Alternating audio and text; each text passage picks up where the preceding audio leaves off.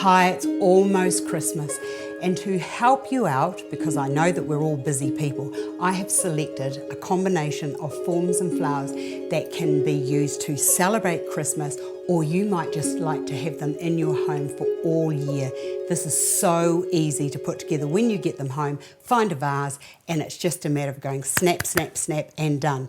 So to start with, I've got these lovely, fluffy, oh, look at that, camellia. And the reason I'm using the camellia is because I know it's cold outside and I know it's a long time since we saw these spring flowers.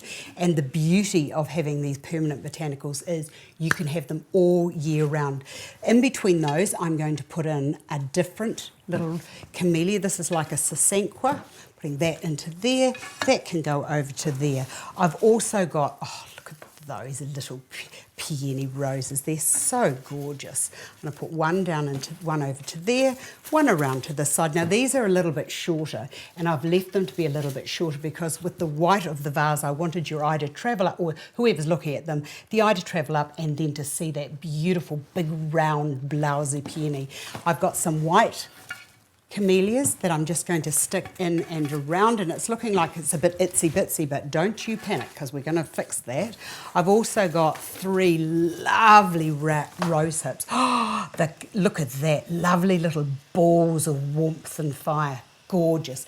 These are just going to go into the centre of my display in any way that they want to fall. So if they're not quite all even, don't be knocking yourself around because it just doesn't matter.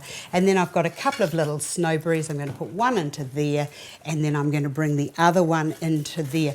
Now you might have some holly on a tree outside in your yard. Just go and pick it and put it into the middle there. There you are. Happy Christmas.